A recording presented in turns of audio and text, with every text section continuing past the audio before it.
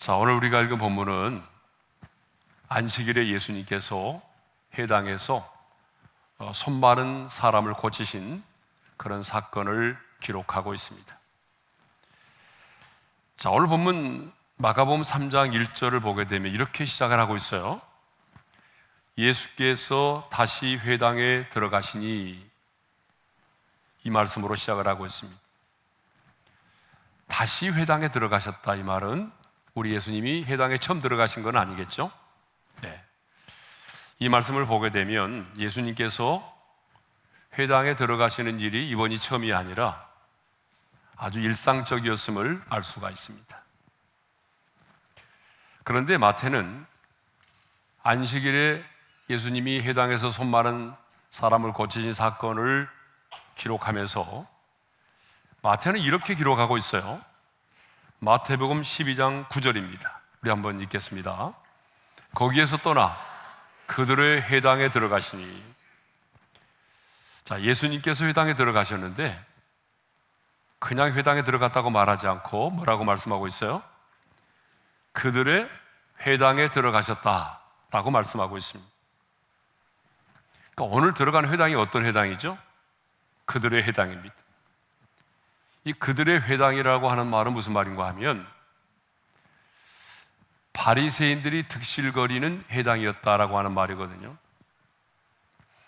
그러니까 회당에 예수님이 들어가셨을 때 예수님을 인정하고 환영하는 무리들이 있는 것이 아니라 바리새인들처럼 예수님에 대해서 좀 좋지 않은 감정을 가지고 있는 사람들 있죠.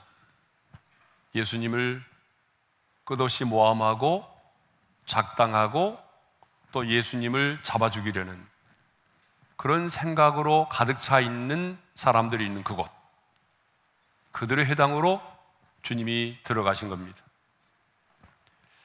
여러분, 주님은 얼마든지 주님이 원하는 곳, 사람들이 환영하고 인정하는 곳, 그런 곳으로 들어가셔서도 복음을 전할 수 있지만 오늘 본문에 보게 되면 우리 예수님은 예수님을 싫어하고 예수님에 대해서 모함하고 예수님을 비판하고 어떻게 하면 예수를 잡아 죽일까? 라고 생각하는 바리새인들이 득실거리는 그들의 회당에 들어가셨습니다. 자, 우리가 복음서를 보게 되면 예수님의 사역의 현장은 정말 다양하죠. 예수님께서 말씀을 전하시고 가르치시고 치유하시고 귀신을 내어 쫓으셨던 그 예수님의 사역의 현장은 정말 다양하죠. 많은 경우에 보게 되면 예수님께서는 갈릴리 호숫가 주변에서 말씀을 전하기도 하셨고 또 어떤 때는 산 위에 올라가서서 사람들을 모아놓고 말씀을 전하기도 하셨습니다.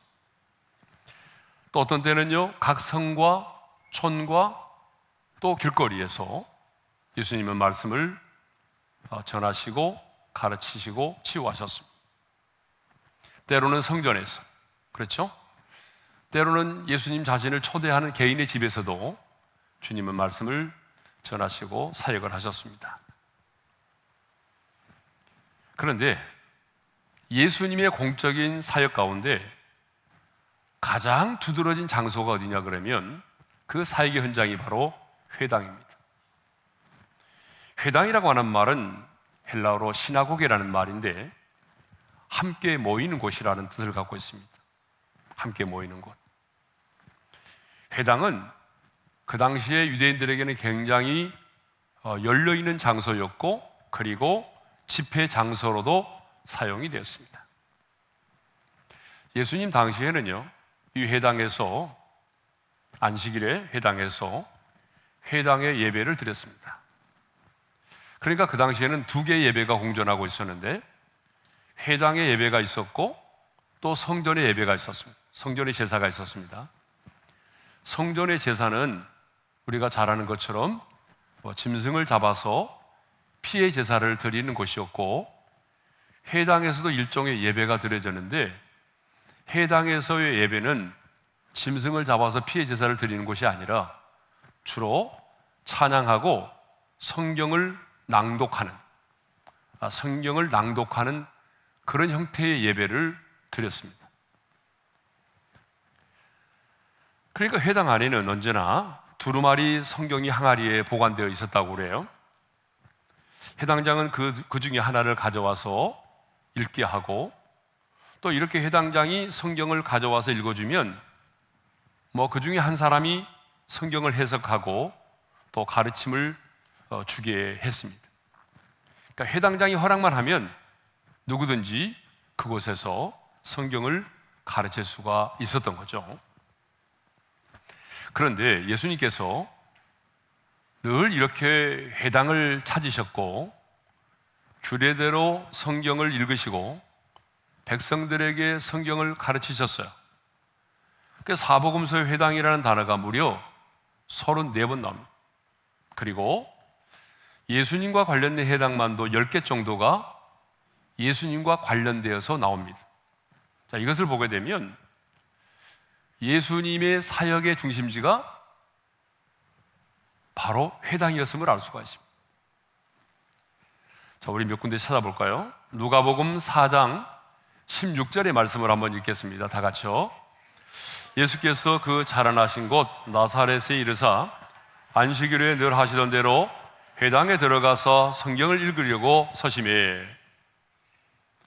자, 그 다음에 마가복음 1장 39절의 말씀도 있겠어요. 다 같이요. 이 온 갈릴리에 다니시며 그들의 여러 회당에서 전도하시고 또 귀신들을 내어 쫓으시더라. 그러니까 예수님은 나사렛에 계실 때도 그랬고 갈릴리에서 사역하실 때도 주로 회당에 들어가셔서 많은 시간 회당에서의 삶을 사셨어요. 회당에서 말씀을 가르치고 또 성경을 읽기도 하시고 성경을 깨닫게도 해주시고 심지어는 누가복음 같은 데 보게 되면 더러운 귀신 들린 자를 성전에서 내어 쫓기까지 하셨습니다. 그런데 우리 예수님만 그런 것이 아니라 우리 바울을 봐도 바울도 어디를 가든지 간에 유대인의 회당을 먼저 찾아갔고 그 유대인의 회당에서 복음을 전하는 일을 감당했던 것을 우리가 알 수 있습니다. 그러니까 예수님도 그리고 바울도 사람들이 자주 모이는, 언제나 가면은 사람들이 모여 있는 곳, 그리고 성경을 읽을 수 있는 곳, 성경을 자유롭게 가르칠 수 있는 곳, 그 회당을 사역의 현장으로 이용하셨다는 거예요. 삼으셨다는 거죠. 그렇다면 오늘 우리도, 이 시대를 살아가는 우리도 사람들이 자주 모이는 그 공간들을 그냥 지나쳐서는 안 된다는 것입니다. 오프라인만이 아니라 온라인상에서도 마찬가지죠. 사람들이 관심을 갖고 있는 곳, 또 사람들의 시선이 집중되는 곳, 여러분 그곳에 들어가서 선한 댓글들을 남기고 또 기독교를 비난하는 사람들에게 내가 만난 예수님에 대하여 이야기해주고 자살을 생각하고 있는 사람들, 이런 사람들에게 내가 알고 있는 성경의 말씀들을 기록해주고, 그러면 인터넷상에서 엄청난 핍박을 받습니다. 그러나 여러분들이 길거리에서 복음 전하다가 박해를 받는 것보다는 인터넷상에서 박해를 받는 건 훨씬 편합니다. 그러니까 저는 하나님의 사람인 여러분들이 정말 그냥 형식적으로가 아니라, 우리 청년들은 너무 잘하잖아요, 문자를. 그러니까 그것이 회당이라고 생각하고 사람들이 자주 드러나는 곳, 사람들이 모여 있는 곳, 그런 공간에서 여러분들이 하나님을 만난 이야기, 또 주일날 들었던 설교의 메시지, 이런 이야기들을 자꾸 남겨준다면 박해를 받을지라도 정말 여러분이 기도하면서 여러분의 마음에서 우러나오는 그런 선한 글들을 남겨둔다면 아마 여러분 인터넷상에서 여러분들을 통해서 정말 많은 사람들이 예수를 믿고 죽게 돌아오는 일들이 일어날 줄로 믿습니다. 그러니까 우리의 사역에는 반드시 현장이 필요하다는 거죠. 그런데 현장은 오프라인만 있는 것이 아니라 이제는 온라인상에도 들어가면 정말 우리의 복음을 들을 수 있는 수많은 사람들이 기다리고 있다는 거죠. 그것이 바로 내가 복음을 전할 수 있고 또 하나님의 사랑을, 하나님의 선하심을 흘러보낼 수 있는 현장이다라고 생각하고, 여러분, 특별히 우리 젊은이들은 그냥 지나쳐 가지 말고 이제 온라인상에서 여러분들이 선한 영향력 있는 하나님의 사람들이 되어주시기를 바랍니다. 반드시 하나님의 사람에게는 현장이 필요합니다. 네. 자, 예수님이 회당에 들어가시니 거기 누가 있었어요? 한쪽 손 마른 사람이 거기 있었다는 거죠. 자, 우리 마가복음 3장 1절의 말씀을 우리 함께 읽겠습니다. 다 같이요. 예수께서 다시 회당에 들어가시니 한쪽 손 마른 사람이 거기 있는지라. 자, 오늘 본문에 등장하는 사람은 누구냐 그러면 한쪽 손 마른 사람이에요. 그러니까 손이 두 개인데 그 중에 한쪽이 손이 말랐다는 거죠. 근데 누가는요, 의사잖아요. 그러니까 누가는 이 본문을 기록할 때에 오른손이라고 분명히 말합니다. 그러니까 이 한쪽 손 마른 사람은 왼손이 아니라 오른손입니다. 오른손이 마비된 사람이죠. 여러분, 오른손이 말랐다라고 하는 말은 무슨 말일까요? 일종의 근육 마비 증상을 말한다는 것이죠. 근육 마비 증상이란 뼈만 앙상하게 남은 상태에서 점점 이 손이 오그라들면서 통증을 유발시키는 그런 병이라고 합니다. 그래서 굉장히 그 시대에도 희귀한 병일 뿐만 아니라 증상이 특이해서 척 보면 그 사람을 알 수가 있었다는 거죠. 왜냐하면 여러분 보세요. 오른손이 뼈만 앙상하게 남아있는데 그것도 점점 이렇게 오그라들어 있으니까 어때요? 그러면서 통증이 유발되니까 척 보면 금방 알 수가 있죠. 예. 주로 사람들은 이제 오른손을 많이 쓰잖아요. 오른손을 주로 쓰는데 자신이 주로 사용하는 오른손이 그렇게 되었으니까, 장애를 입게 되었으니까 이 사람이 굉장히 생활하는데 많은 어려움을 겪었을 거라고 생각을 합니다.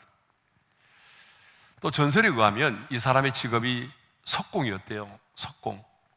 여러분, 석공은 특별히 오른손을 많이 써야 되는 사람이잖아요.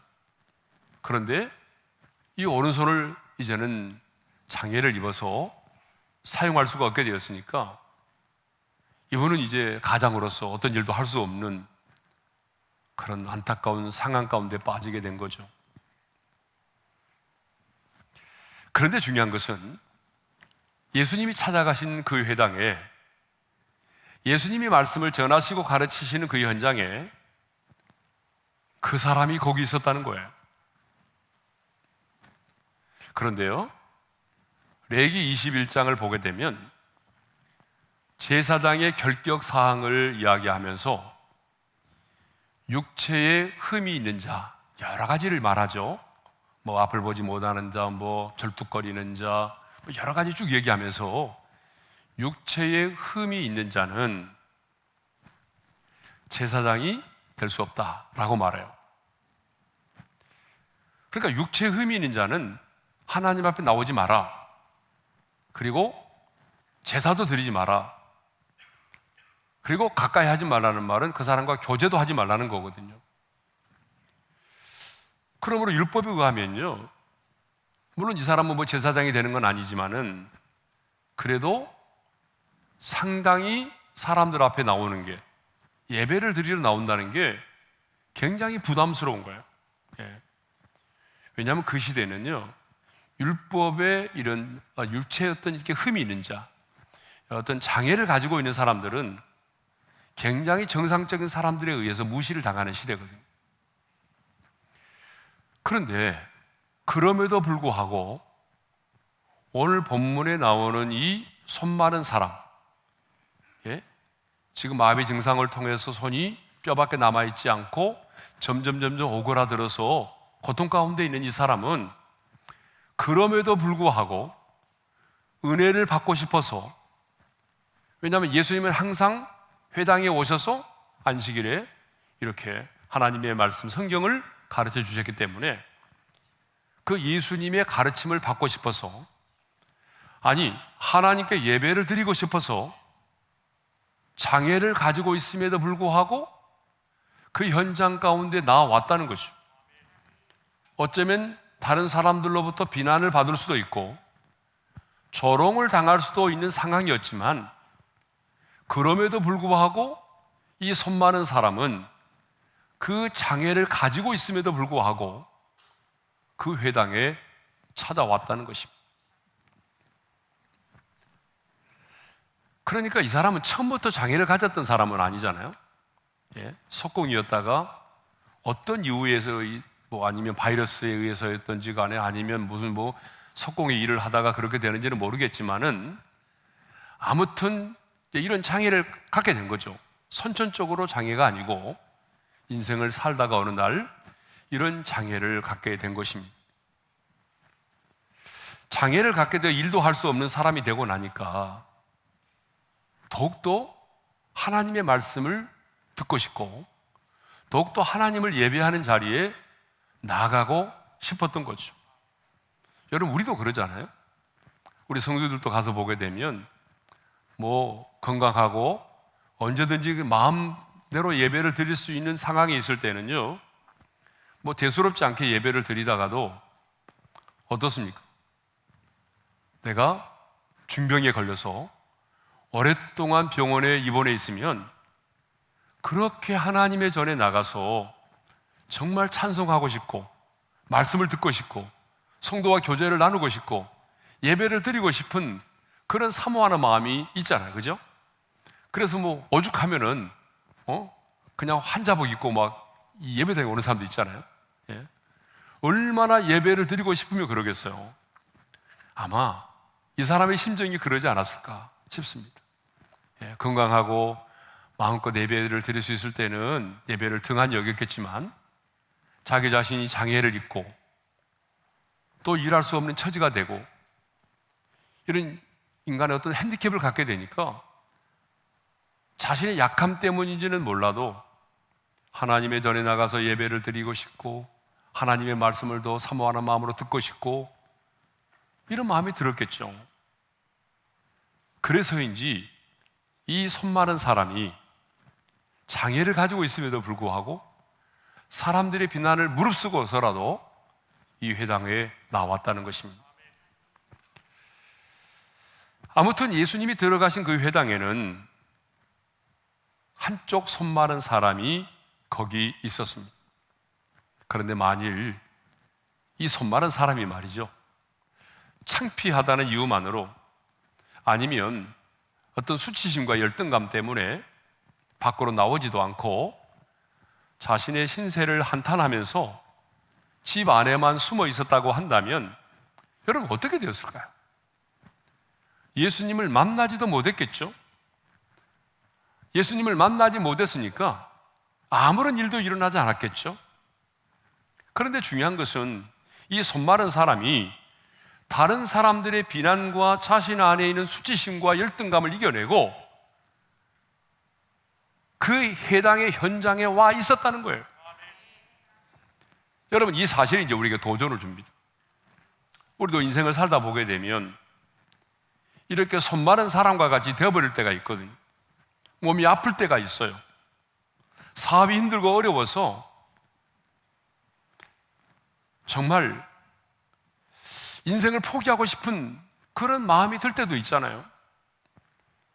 그런데 중요한 것은 내가 비록 몸이 아플지라도, 내가 사업에 실패했을지라도, 내 인생이 내가 원하는 대로 풀려나가지 않을지라도 정말 중요한 것은 뭐냐 그러면 우리가 예배의 현장에 있어야 한다는 것입니다. 예수님의 말씀이 선포되는 그 현장에 내가 있어야 된다는 것입니다. 예수님을 만날 수 있는 그 현장에 내가 있어야 한다는 것이죠. 예수님께서 치유하시는 그 현장에 있어야 한다는 거예요.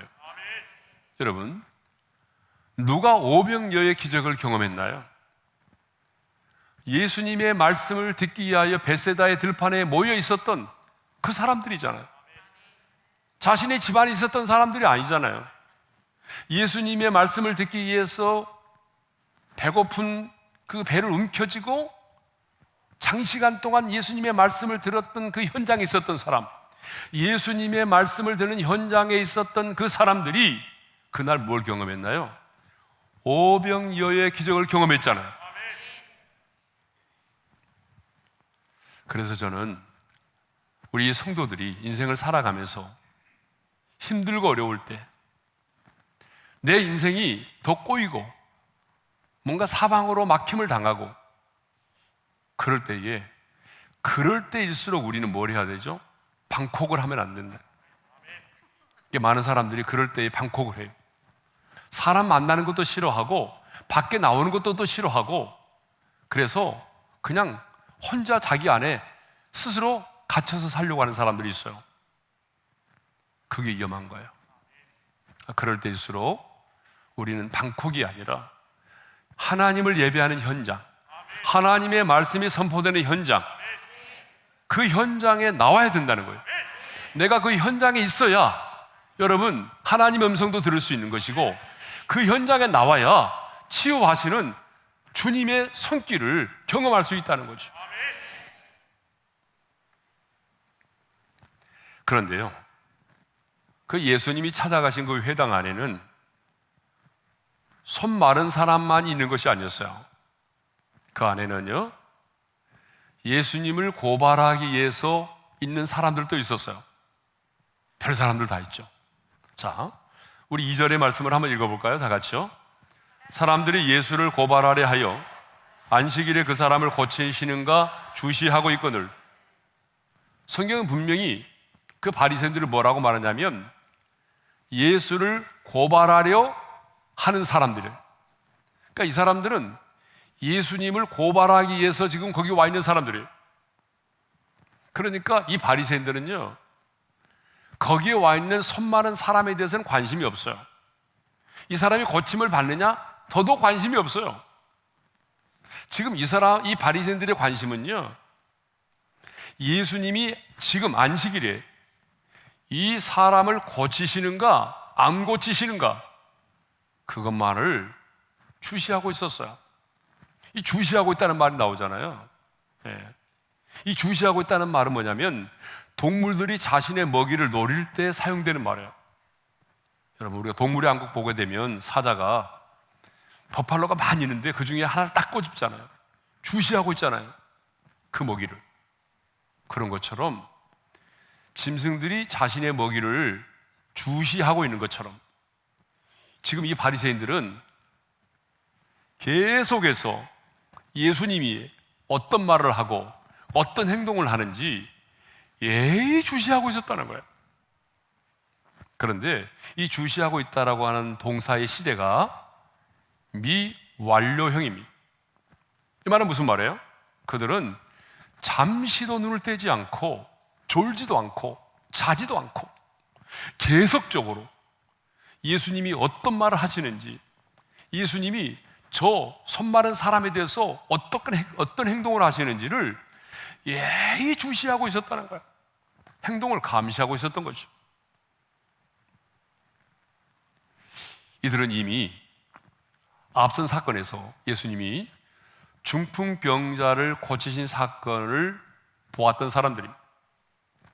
그러니까 예수님은 이미 한센병자도 고치시고 중풍병자도 일으키시고, 그러니까 예수님에게 이런 병든 자를 고치시는 능력이 있다는 것을 알고 있어요.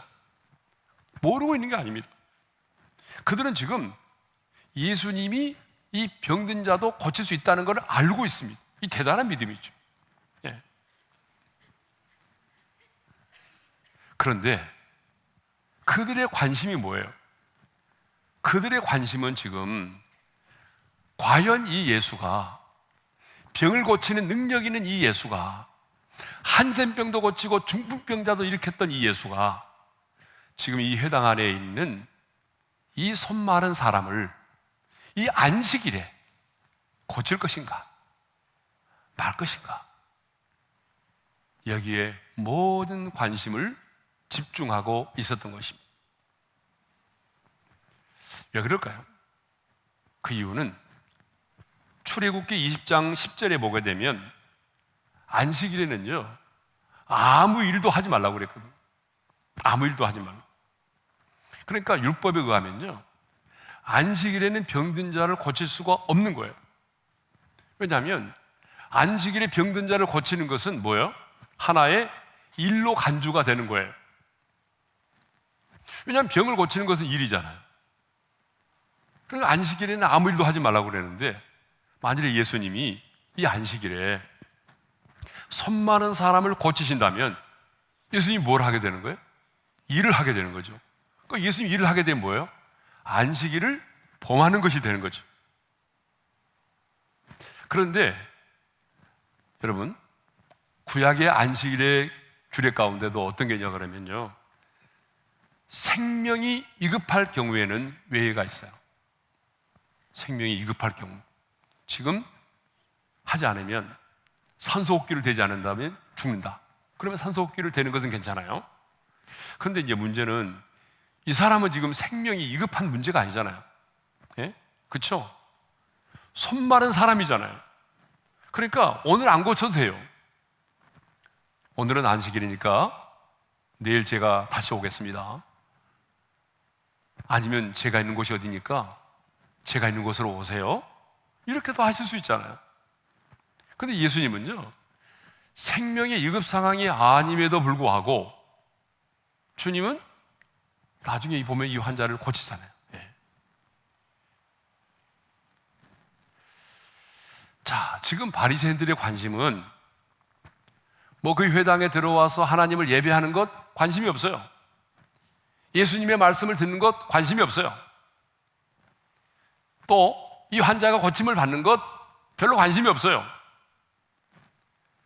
그들의 관심은 과연 예수가 이 안식일의 규례를, 계명을 어기면서까지 이 손 마른 사람을 고칠 것인가, 아니면 안 고칠 것인가, 그것이 그들의 관심이었어요. 아니, 어쩌면 내심 그들은 뭐를 바라고 있었을까요? 예수님이 고쳐주기를 바랬을까요? 안 고치기를 바랬을까요? 고쳐주기를 바랬겠죠. 내심 그들은요, 마음속에 예수님이 안식일을 어기면서까지 이 손 마른 사람을 고쳐주기를 바라고 있었을 거예요. 성경에는 기록되지 않지만. 왜요? 지금 이들은 목적이 뭐예요? 예수님을 고발하는 데 있어요. 그러니까 예수님을 고발하려면 어떻게 해야 되죠? 예수님이 안식일에 이 병든 자를 고쳐야 되죠. 그러면 그것을 가지고 그들은 예수님을 고발할 수 있는 거거든요.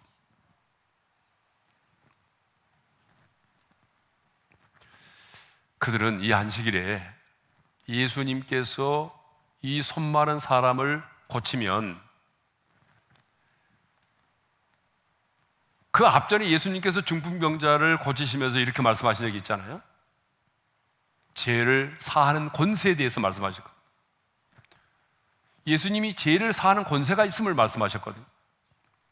근데 그거 하나만 가지고는 안 되니까 예수님이 죄를 사하는 권세가 있음 더불어 안식일을 어겼다는 것은 물증을 확보로 해가지고 예수님을 잡아 죽이려고 했던 것입니다. 그런데 여러분, 오늘 우리가 사는 이 세상에도 마찬가지입니다. 그 회당이 그렇게 크지 않아요. 그 회당이라는 그 좁은 공간 안에, 그 동일한 공간 안에 이렇게 다양한 사람이 있다는 거죠. 우리가 사는 세상도 마찬가지입니다.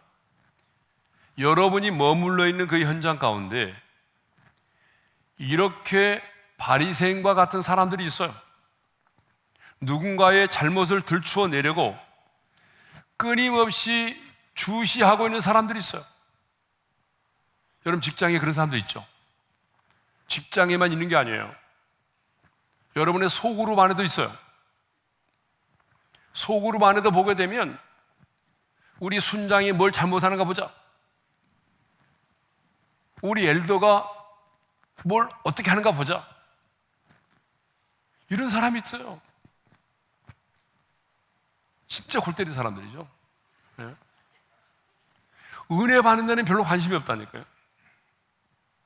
아니, 똑같이 예배를 드리는 현장에 있지만 어떤 사람들은 하나님을 찬양하고 예배를 드리고 선포되는 말씀에 은혜를 받는 데 집중한 반면에 바리새인들처럼 하나님의 말씀이 선포되는 관심이 없고 은혜 받는 일에는 관심도 없고 자기의 어떤 기준을 가지고 누군가를 판단하고 평가하고 정죄하고 그런 냉소적인 사람들이 많아요. 하지만 우리는요, 절대로 그런 사람이 되어서는 안 됩니다. 우리는 예수님처럼 긍휼히 여기는 자가 되어야 됩니다. 누군가를 판단하고 정죄하는 자가 아니라 내가 누군가에게 도움을 줄 수 있는 사람이 되어야 됩니다. 예수님께서 사랑과 긍휼의 눈으로 그 손 많은 사람을 바라보았던 것처럼 우리도 어디에 가든지 간에 남을 판단하고 비판하고 정죄하고 그런 사람이 아니라 예수님의 눈으로 그 사람들을 바라보면서 긍휼히 여길 줄 아는 그런 하나님의 사람들이 될 수 있기를 바랍니다. 회당 안에 손 많은 사람이 있었듯이 오늘 하나님을 예배하는 자리에도 여러분 손 많은 사람들이 있습니다. 손 많은 사람과 같은 모습으로 와 있는 사람들이 있어요. 우리가 예배를 드리는 현장에도 보게 되면 장애를 가진 사람들이 있어요. 마음의 장애를 가진 사람들이 있어요. 희망을 잃고 사는 사람이 있어요. 낙심 가운데 사는 사람이 있어요. 감추고 싶은 그런 핸디캡을 가지고 있는 사람이 있어요. 그런데 나는 그런 사람들을 어떻게 대하고 있는가? 정말 주님의 마음으로 그들을 바라보고 그들을 대하고 있는가? 아니면 바리새인처럼 누군가를 고발하려고 하는 그 사악한 마음을 가지고 그 사람을 주시하고 있지는 않는가? 여러분, 우리 자신을 잘 점검해 볼 수 있기를 바랍니다. 자, 예수께서 3절에 보게 되면 드디어 손 마른 사람에게 이렇게 말씀을 하십니다. 자, 우리 3절의 말씀을 한번 읽어볼까요? 다 같이요. 예수께서 손 마른 사람에게 이르시되 한가운데 일어서라 하시고. 예수님은 바리새인들이 자신을 고발하려고 예의주시하고 있는 상황에서 손 많은 사람에게 뭐라고 말씀하십니까? 한가운데 일어서라고 말씀하셨어요. 여러분, 분명히 이 사람은 지금 한가운데 있지 않았을 거예요. 장애를 가졌기 때문에 누가 봐도 자신의 손이 오그라들고 뼈밖에 남아있지 않고 고통스럽고 또 장애인을 비난하는 그런 시대이기 때문에 뭔가 구석진 곳에 사람의 뒤에, 등 뒤에 아마 숨어 있었는지 몰라요. 그런데 예수님은 그 손 많은 사람을 한가운데 서라고 말씀하셨어요. 여러분, 이것을 보게 되면 회당에 들어서신 예수님의 최고의 관심이 바로 이 손 마른 사람이었음을 알 수 있어요. 회당에 들어선 예수님의 관심은 부자가 아니었어요. 회당에 들어선 예수님의 관심은 바리새인들이 아니었어요. 회당에 들어선 예수님의 관심은 이렇게 어느 날 갑자기 정말 근육 마비 증상을 일으키면서 뼈밖에 앙상하게 남지 않고 뼈가 오그라들면서 고통을 느끼고 있는 장애를 가진 이 손 마른 한 사람이었습니다. 예수님은 그 장애를 가지고도 그 회당에 들어와 있는, 예배 자리에 와 있는 손 마른 사람을 보셨어요. 예수님은 율법을 보신 것이 아니라 그 사람을 본 거예요. 왜 모든 사람이 볼 수 있는 그 중앙에 이 손 마른 사람을 세우셨을까요? 병든 이거 연약한 모습, 추한 모습, 그 부끄러운 모습을 사람들 앞에 적나라하게 드러내기 위함이었을까요? 어쩌면 이 사람은 그 자신의 그 손을 감추기 위해서 짧은 옷이 아니라 긴 팔의 옷을 입었을 거예요. 너무나 부끄러우니까 사람들 앞에 자신의 그 모습을 드러내고 싶지 않았어요. 그런데 예수님은 지금 어떻게 하십니까? 그 손 마른 사람을 사람들이 다 볼 수 있는 그 한가운데, 그것도 앉는 게 아니라 그 한가운데 서게 하셨습니다.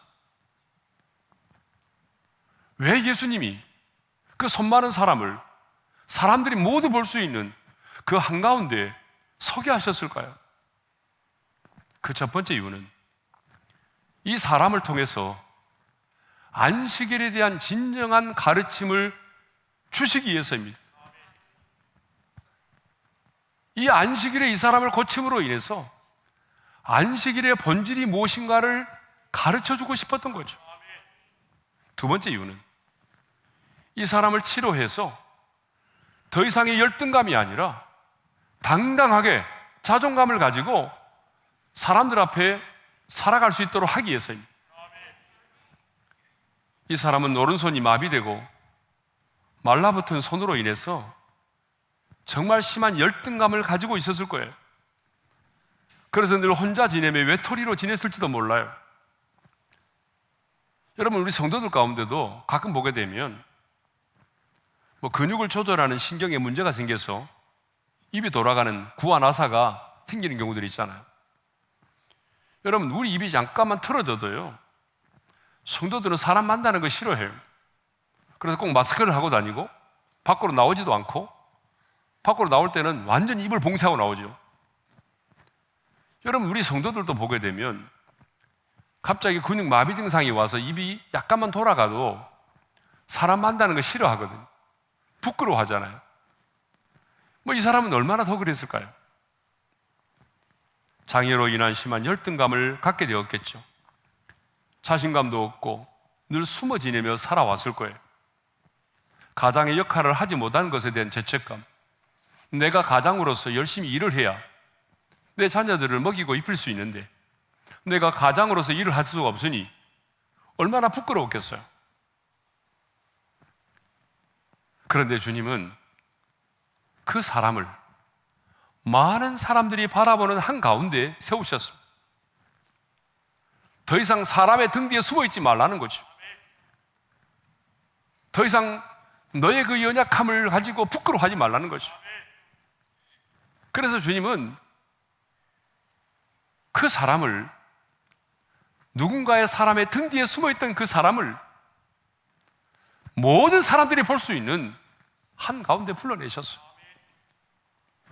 저는 이 모습을 보면서 우리를 향하신 주님의 마음이 무엇인가를 알 수 있을 것 같아요. 주님은 하나님의 자녀된 우리들이 질병을 가지고 있다고 할지라도, 계속적으로 내가 사업에 실패했다고 할지라도, 정말 남들이 비난할 수밖에 없는 그런 어떤 약함을 가지고 있다고 할지라도 우리가 누군가의 등 뒤에 숨어 지내는 것 원하지 않습니다. 하나님의 자녀된 저와 여러분이 정말 당당하게 서기를 원하십니다. 사람들 앞에서도. 하나님은 하나님의 자녀된 우리들이 정말 우리의 그 실패와 연약함과 허물 때문에 누군가의 뒤에 숨어서 어쩔 수 없이 부끄럽고 그런 모습으로 살아가는 거 원하지 않습니다. 주님은 하나님의 자녀된 저와 여러분들이 이 세상을 당당하게 살기를 원하시고 당당한 모습으로 사람들 앞에 서기를 원하십니다. 그것이 우리 하나님 아버지의 마음이에요. 자, 그 다음에 주님은 4절에 보니까 어느 것이 옳으냐라고 물으시죠. 자, 우리 4절의 말씀 한번 읽어볼까요? 다 같이요. 4절. 그들에게 이르시되 안식일에 선을 행하는 것과 악을 행하는 것, 생명을 구하는 것과 죽이는 것, 어느 것이 옳으냐 하시니 그들이 잠잠하거늘. 예수님은요, 자신을 고발하려고 예의주시하고 있는 바리새인들에게 묻습니다. 안식일에 선을 행하는 것과 악을 행하는 것, 안식일에 생명을 구하는 것과 죽이는 것, 어느 것이 옳으냐? 어느 것이 옳으냐라고 물으셨어요. 여러분, 이거 뻔한 거 아닙니까, 이거? 선을 행하는 것과 악을 행하는 것, 살리는 것과 죽이는 것, 어느 것이 옳아요? 이것은 상식이죠, 일반 상식. 예? 예수님은 손마른 사람을 고치시기 전에 이 병든 자를 고치는 것이 바로 선을 행하는 것이고 생명을 구하는 것이라고 말씀하시고 계시죠. 어느 것이 옳으냐라고 하는 것은 이미 답이 나와 있다는 얘기잖아요. 그죠? 반면에 지금 너희들이 하는 일은 너희들이 지금 안식일에 이 병든 자를 고치는가 고치지 않는가를 보려고 나를 고발하려고 예의주시하고 있는데, 지금 너희들이 하는 짓은 이것은 생명을 죽이는 것이고 악을 행하는 것이다 라고 말씀하시는 것과 같습니다. 어느 것이 옳으냐? 여러분, 이건 답이 나와 있어요. 당연히 선을 행하는 것이 맞는 것이고 생명을 살리는 것이 옳은 것이죠. 예?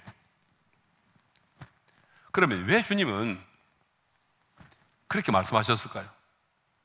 그것은 그들의 마음의 완악함을 아셨기 때문에 그렇습니다. 주님은 이미 그들의 마음의 완악함을 꿰뚫어 보고 계셨어요. 그래서 5절에 보게 되면 이렇게 말씀하시잖아요. 그들의 마음이 완악함을 탄식하사 노하심으로 그들을 둘러보시고, 예수님은 그들의 마음의 완악함을 보시고 탄식하셨어요. 왜 예수님은 그들의 완악함을 보시고 탄식하셨을까요?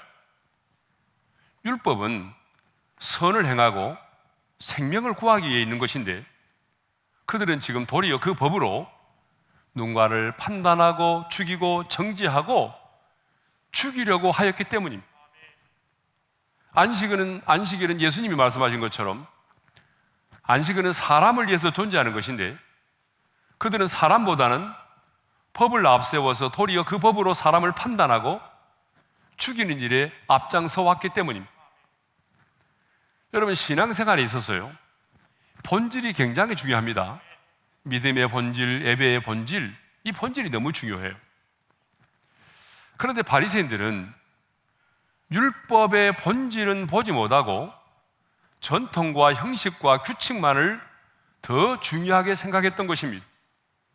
그래서 그들은요, 안식일을 거룩하게 지켜야 한다고 생각해서 234가지의 규칙을 만들어서 지키도록 강요를 했습니다.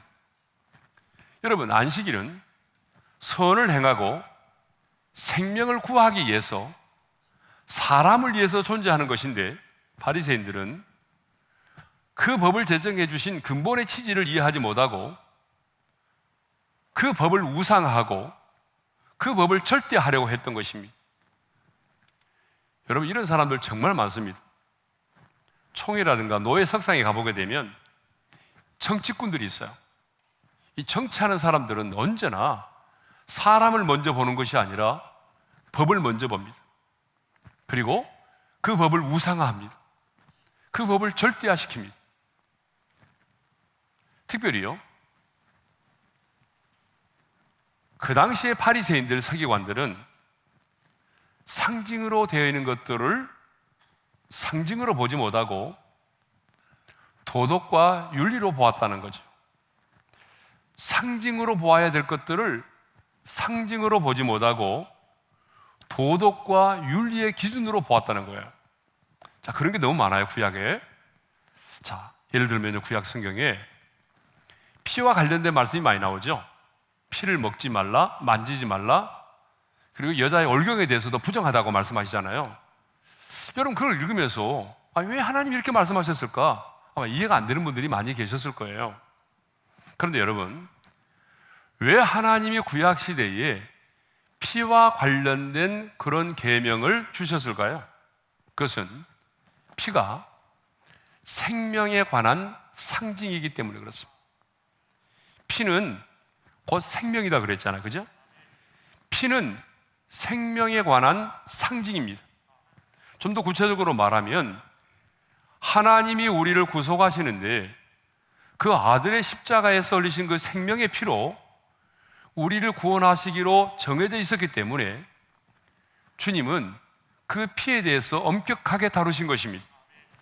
그래서 피를 먹지 말라, 만지지 말라, 그 피를 부정하다고 말씀하시는 거예요. 피는 우리의 생명을 상징할 뿐만 아니라 하나님의 우리의 구원의 사역에 있어서 그 생명의 피로 우리를 구원하시기로 작정되어 있기 때문에 구약에서 그렇게 다루고 있다는 거죠. 그런데 여러분, 지금도 그것을 상징으로 보지 않고 그것을 도덕과 윤리로 생각한다면 여러분, 우리가 지금 받아들일 수 없는 것들이 너무 많은 거예요. 예? 그렇죠? 선짓국을 먹으면 안 되는 거죠.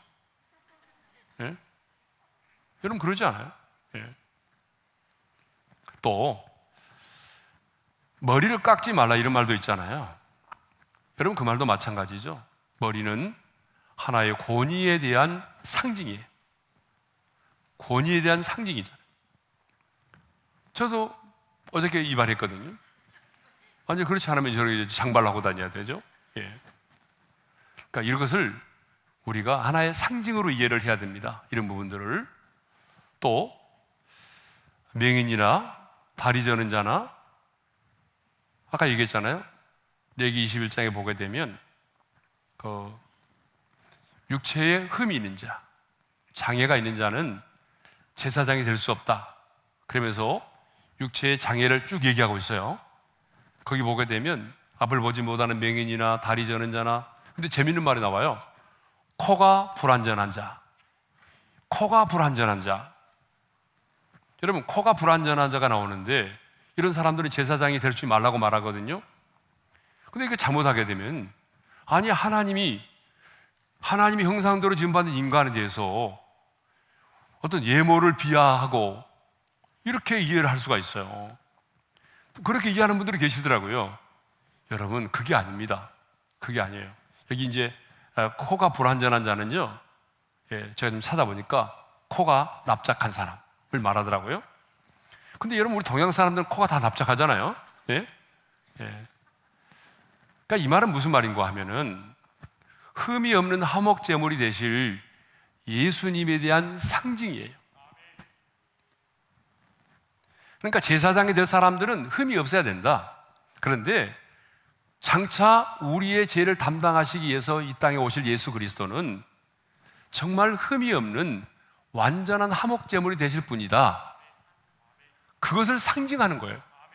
우리의 흠이 없는 화목제물이 되실 그 예수 그리스도를 상징하기 때문에 그런 흠이 있는 자는 제사장이 되지 말라고 말한 것이지, 어떤 육체를 비하시키거나 예모를 비하하고자 하는 말이 아니라는 거예요. 근데 이걸 몰라가지고, 아니, 하나님도 그렇겠다. 예? 하나님도 납작코는 그랬다. 그럼 나는 코를 세워야 된다. 뭐 이렇게 말하면 안 된다는 거죠. 예? 자, 이런 상징들을 문자적으로 이해하거나 반드시 지켜야 될 도덕과 윤리로 생각하면 안 된다는 거죠. 그러니까 본질은 보지 못하고 전통과 형식과 규례의 매임을 당하게 되는 경우들이 너무나 많아요. 그래서 본질을 보아야 돼요. 왜 머리를 깎지 하지 말라고 그랬지? 왜 이렇게 육체에 흠이 있는 자는 제사장이 되지 말라고 그랬지? 왜 피를 먹지 말라고 그랬지? 만지지 말라고 그랬지? 피를 만지는 자는 왜 부정하다고 말했지? 그걸 문자적으로 보지 말고 도덕과 윤리의 개념으로 보지 말고 아주 중요한 예수님과 구원의 사역과 관련된 상징이라는 거, 상징. 그것을 상징하기 때문에 말씀하신 건데, 우리는 그 상징을 상징으로 보지 못하고 문자적으로 해석을 하고, 그래서 오히려 전통과 형식과 규례에 매임을 당하는 경우들이 많다는 거죠. 자, 예수님이 안식일에 선을 행하는 것과 악을 행하는 것, 생명을 구하는 것과 죽이는 것, 어느 것이 옳으냐라고 물었을 때에 그들은 대답을 했어요, 안 했어요? 대답하지 않았어요. 예, 잠잠했다라고 돼 있어요. 여러분의 대답은 뭐죠? 여러분은 무엇이 옳다고 생각하죠? 물은 제가 좀 이상하지 않아요? 왜냐하면 선을 행하는 것, 그리고 살리는 것이 옳은 거죠. 여러분 그러지 않아요? 예, 악을 행하는 것, 죽이는 것이 틀린 거잖아요. 근데 사실 어느 것이 옳으냐라고 묻는 것은요, 원래 누가 자주 사용하던 거냐 그러면 예수님이 사용하는 게 아니라 원래 바리새인들의 전매 특허예요. 그러니까 바리새인들이 끄떡하면 꼭 이렇게 따졌거든요. 뭐가 옳으냐? 자, 마태복음 12장을 보게 되면 예수님이 회당에 들어가셨을 때에 예수를 고발하려고 했던 사람들이, 바리새인들이 이렇게 말하죠. 마태복음 12장 10절의 말씀을 읽어볼까요? 다 같이요. 안식일에 병 고치는 것이 옳으니까? 그렇게 물었어요. 안식일에 병 고치는 것이 옳으니까? 예수님은 뭐라고 대답을 하셨을까요? 마태복음 12장 12절에 이렇게 말씀하시죠. 다 같이요. 안식일에 선을 행하는 것이 옳으니라. 당근이다 이 말씀이죠. 예? 안식일에 선을 행하는 것이 옳다. 자, 본문을 보게 되면 어느 것이 옳으냐라고 물었을 때에 이 물음에 그들이 대답하지 못했어요. 잠잠했어요. 왜 대답을 못했을까요? 자, 만일 안식일에 선을 행하고 생명을 살리는 것이 옳으니라고 대답을 하게 되면 예수님이 안식일에 손 많은 사람을 고치더라도 그들은 예수님을 고발할 수가 없게 되는 거죠. 여러분 그러지 않아요?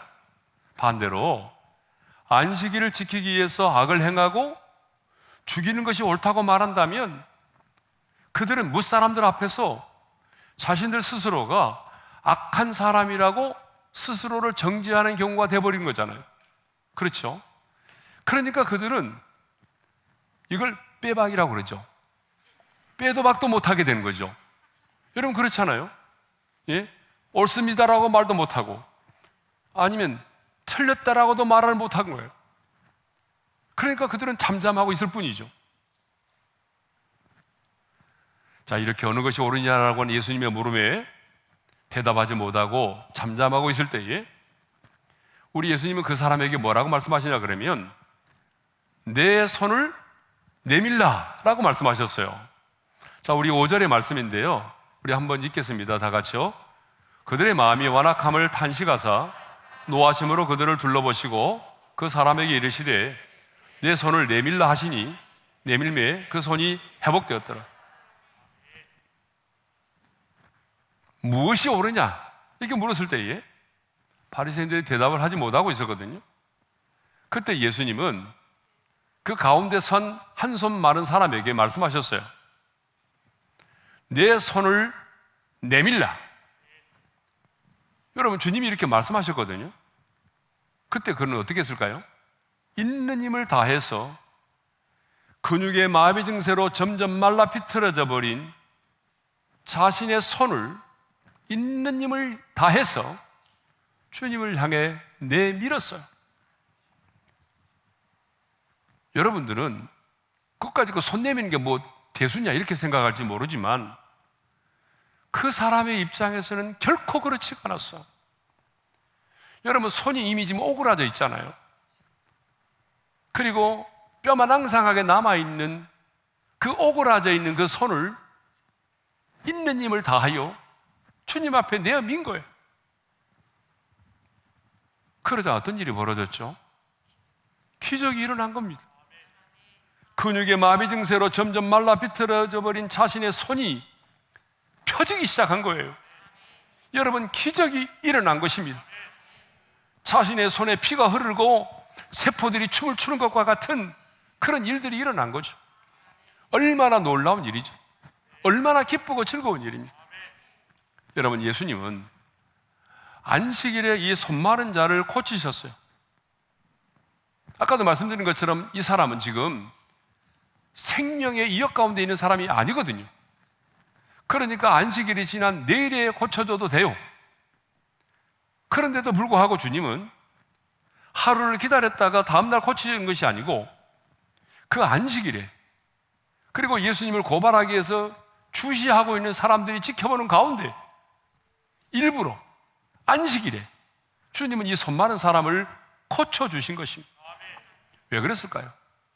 그 이유는 안식일에 이 사람을 고쳐주심으로 인해서 자신이 안식일의 주인이실 뿐만 아니라 아까 말씀드린 것처럼 안식일의 본질이 무엇인가를, 정말 참된 안식일을 지키는 것이 무엇인지를, 안식일의 본질을 그들에게 가르쳐 주시기 위해서요.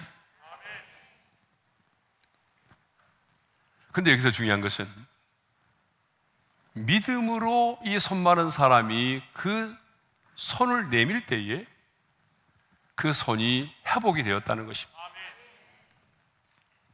말씀 앞에 행동으로 반응할 때에 기적이 일어났다는 것입니다. 만일 내 손을 내밀라 그렇게 말씀하셨음에도 불구하고 이 사람이 뒤로 감추면서 저는 안 돼요, 제 손은 펴지지 않아요, 부끄러워요 하면서 이 손을 내밀지 않았다고 한다면 어떻게 되었을까요? 여러분 한번 상상해 보세요. 내 손을 내밀라 그렇게 말씀하셨는데 그럼에도 불구하고 이 사람이 창피하다고, 자기 자존심이 상하다고, 너무나 많은 사람들이 나를 보고 있다고, 그래서 그 손을 내밀지 않았다고 한다면 어떻게 되었을까요? 아무 일도 일어나지 않았을 거죠. 그러므로 여러분, 우리는 선포되는 말씀을 붙들고 믿음으로 행동할 때에 말씀대로 되어지는 역사가 일어난다는 것입니다. 그렇다면 우리도 이제 믿음으로 병든 손을 주님께 내밀어야 합니다. 여러분, 오늘 이 밤에 주님은 우리 한 사람 한 사람에게 말씀하십니다. 내 병든 손을 내밀라. 그렇다면 우리는 어떻게 해야 되죠? 그 말씀 앞에 나의 병든 손을 내밀어야 한다는 것입니다. 수많은 상처로 인하여 오그라진 이축된 내 마음, 여러분, 우리의 손은 오그라져 있지 않지만 우리의 마음은 인생을 살아가면서 얼마나 오그라져 있는지 모릅니다. 우리의 마음이 얼마나 이축되는지 몰라요. 인생을 살아가면서 실패하고 또 실패하다 보니까 우리의 마음이 이축되어 있잖아요. 당당하지 못하고 사람들 보는 것도 두렵고 또 실패하지 않을까, 저 사람이 나에게 뭐 이렇게 말하지 않을까, 사람이 만나는 게 두렵고, 그래서 이축되어 있는 우리의 마음을 주님은 다 바라보고 계시는 거죠. 그러니까 우리의 손은 오그라져 있지 않지만 여러분, 우리의 마음이 너무나 오그라져 있다는 거죠. 우리의 마음의 손이 너무나 이축되어 오그라져 있다는 거예요. 우리 마음이, 우리의 손이 오그라든 것 못지않게 우리의 마음이, 우리의 보이지 않는 마음이 많이 오그라져 있는 거죠. 그래서 이런 마음을 갖고 살다 보니까, 내 마음이 이축되어 있다 보니까 사람들을 만나는 것도 두렵고 하나님의 전에 나오는 것도 그렇고 또 사람들을 바라볼 때도 삐딱하게 보고 냉소적으로 바라보게 되고, 교회를 바라볼 때도 하나님의 눈으로 바라보는 것이 아니라 똑같이 세상 사람들의 눈으로, 시각으로 바라보고 교회를 비판하고, 여러분, 그런 사람들이 얼마나 많습니까? 예? 여러분, 기적이 언제 일어납니까? 선포되는 말씀 앞에 내가 믿음으로 반응할 때입니다. 행동화될 때, 말씀을 듣기만 하고 아멘으로 끝나면 어떤 일도 일어나지 않고 손을 내밀라 했을 때에 있는 힘을 다하여 손을 내밀었던 것처럼 주님이 이축된 너의 마음을 내게 달라, 너의 마음을 내게로 내밀라, 그렇게 말씀하실 때 주님, 내 마음이 이렇게 이축되어 있습니다. 내 마음이 너무 상해 있습니다. 주님, 내 마음을 받아주세요. 그러면서 여러분의 그 마음을 주님의 손에 올려드려야 된다는 얘기죠. 스위스의 정신의학자인 칼 메싱거가 한 번은 신경 증세에 관한 강연을 끝내고 나올 때에 어떤 사람이 이런 질문을 했다고 그래요. 선생님, 신경 증세가 극도로 악화된 환자는 무슨 방법으로 고칠 수 있겠습니까? 그때 칼 메싱거가 이렇게 대답을 했다고 하네요. 그 사람은 즉시 집에서 나와서 그에게 도움을 주는 사람에게 무엇인가 해주려고 행동화한다면 나을 것입니다. 여러분, 너무 간단한 얘기를 했어요. 제가 다시 한번 얘기해드리고, 왜냐하면 여러분들 표정을 보니까 이해를 못한 것 같아서. 신경 증세에 관한 강의를 끝내고 나올 때에 이런 질문을 했단 말이에요. 선생님, 신경 증세가 극도로 악화되는 환자는 무슨 방법으로 고칠 수 있나요? 그랬더니 무슨 약을 처방한 것도 아니고 어떤 주사를 맞으라고 말한 것도 아니고 정신과 병원에 입원을 시키라고 말하지 않고 이렇게 말했어요. 그 사람은 즉시 집에서 나오라. 나와서 그 자신에게 도움을 주는 사람에게 무엇인가 해주려고 행동한다면 나을 것이다. 그게 무슨 말이냐 그러면 그 사람을 위해서 도움을 줬던 사람이 많이 있을 거 아니에요. 가족 중에도 있고 친구들 중에도 있을 거 아니에요. 그러면 나에게 도움을 주려고 했던 사람들에게 내가 무엇인가를 해주려고 하라는 거예요. 예? 내가 요리를 해서 가져다 준다든지, 예? 아니면 같이 영화를 보러 간다든지, 뭔가 나에게 도움을 주려고 했던 사람들을 위해서 행동화하라. 가만히 있지 말고 내가 그 사람을 위해서 뭔가를 하려고 하다 보게 되면 남을 얻는다. 여러분, 그런 진짜 많습니다. 그런 분들이. 그러니까 여러분들이 이걸 가지고 처방을 하셔야 돼요. 여러분 가족들 중에 우리들 주변에 이런 분들 너무 많거든요. 지금 신경 증세가 너무 많아요. 이런 분들에게는 절대로 방콕하면 안 됩니다. 당신에게 도움을 주는 사람들을 위해서 당신이 나와서 그 사람을 위해서 뭔가 행동을 한다면 내가 이 사람을 위해서 무슨 도움을 줄 수 있을까? 나에게 도움을 줬던 사람에게 내가 어떤 행동으로 도움을 줄 수 있을까? 내가 그 사람 앞에 찬양을 한번 해볼까? 내가 노래를 부르면 그 사람이 좋아할까? 내가 요리를 한번 해볼까? 뭐 이렇게 하면 좋아진다는 거예요. 예? 여러분의 손을 내밀라고 하는 말씀에 따라 믿음으로 행동하시기를 바랍니다. 그러면 여러분 우리의 이축된 마음도 오늘 이 밤에 치유될 줄로 믿습니다. 여러분의 그 오그라진 손도 펴지게 될 것입니다. 마지막 6절의 말씀을 나누겠습니다. 6절은 바리새인들의 반응을 다루고 있어요. 자, 우리 6절의 말씀을 읽겠습니다. 바리새인들이 나가서 곧 헤롯 왕과 함께 어떻게 하여 예수를 죽일까 의논하니라.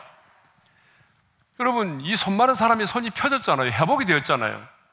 그렇다고 한다면 바리새인들도 사람이라면 함께 기뻐하고 즐거워해야 되는데 이 바리새인 이 인간들은 기뻐하고 즐거워하기보다는 헤롯 왕과 함께 어떻게 하여 예수를 죽일까 의논했다는 거예요. 여러분, 이 원래 바리새인들은요, 이 헤롯 왕과는 우호적이지 않아요. 굉장히 바리새인들이 적대시했던 사람이 누구냐면 헤롯 왕원들이에요. 절대로 하나 될 수 없는 사람이거든요. 바리새인과 헤롯 왕원은 정치적으로 하나 될 수 없는 사람들이에요. 그럼에도 불구하고 예수를 잡아 죽이려고자 하는 일에는 그들이 서로 협력을 한 거예요.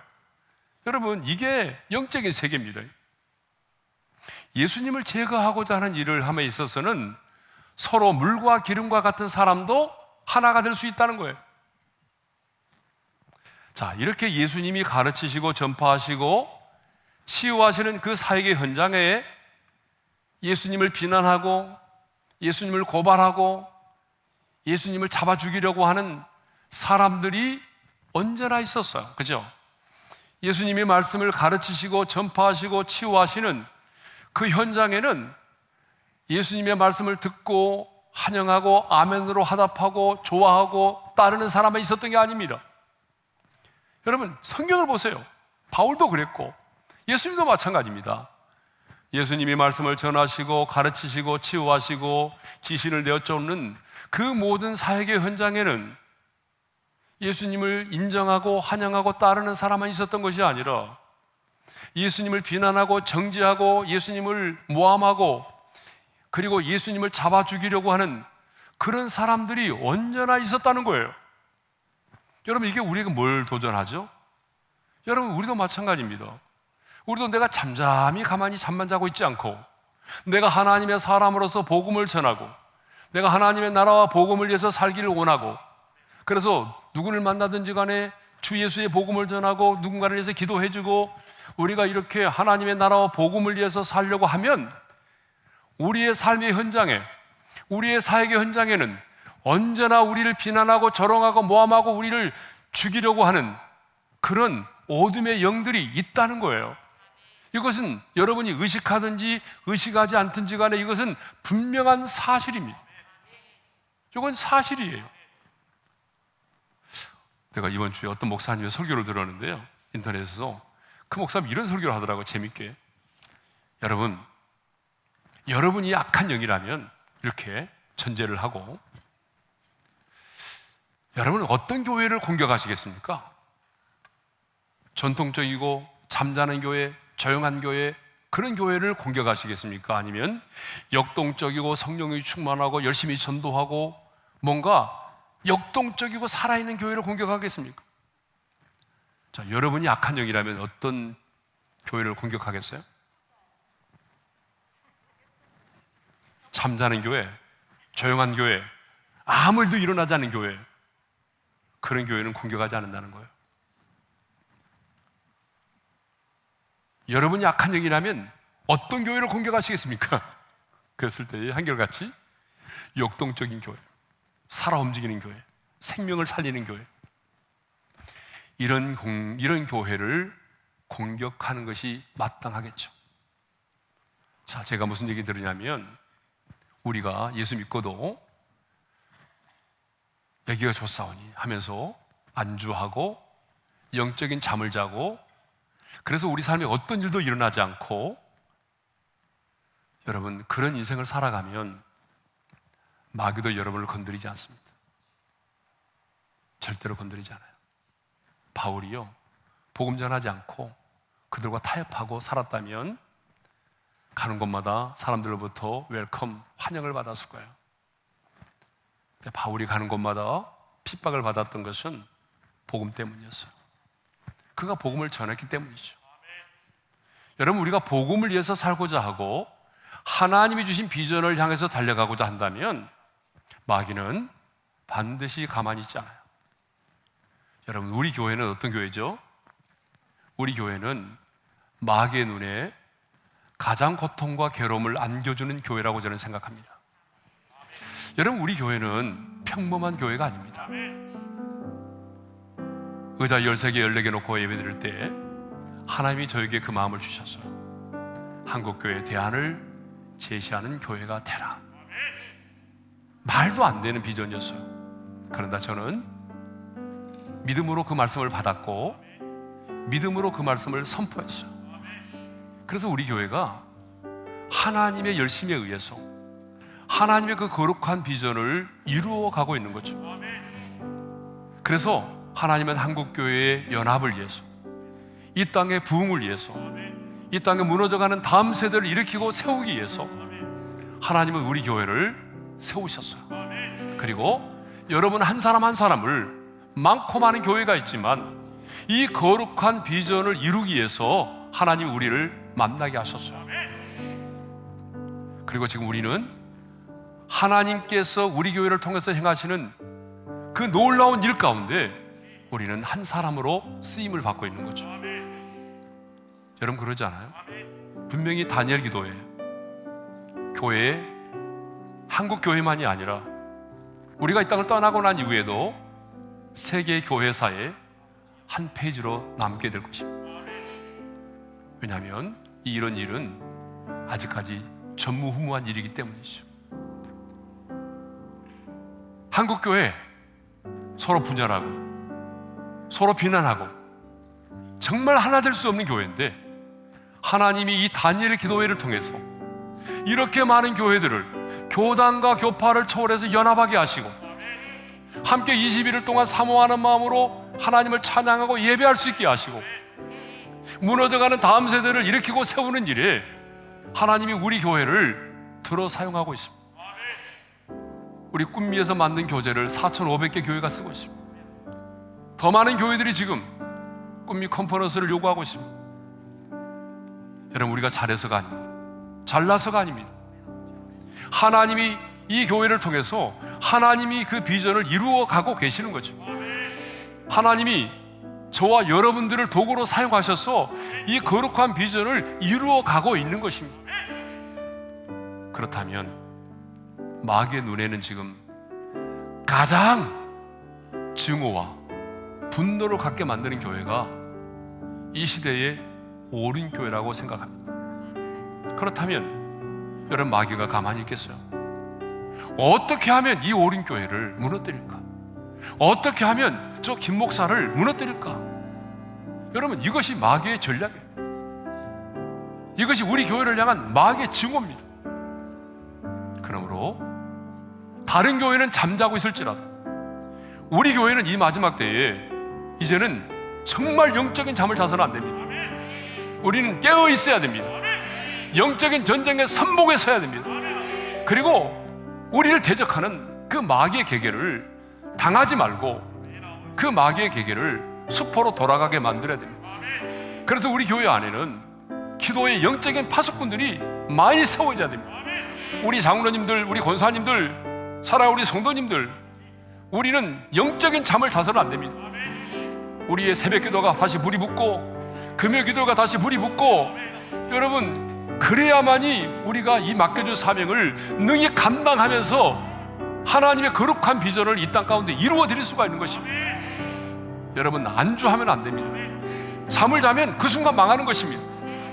여러분, 우리 교회가 잠을 자면 하나님은 이 시대에 우리 교회의 촛대를 옮겨버릴 것입니다. 하나님의 촛대를 옮기면 끝나는 거예요. 주님 오시는 그날까지 정말 건강하고 행복한 교회, 하나님의 거룩한 비전을 이루어가는 공동체, 한국교회의 기도의 불을 지피고 시대의 붕을 경험하게 하는 교회, 그런 교회로 우리 교회가 계속해서 쓰임을 받아야 됩니다. 그러면 우리는 영적 전쟁의 선봉에 서야 됩니다.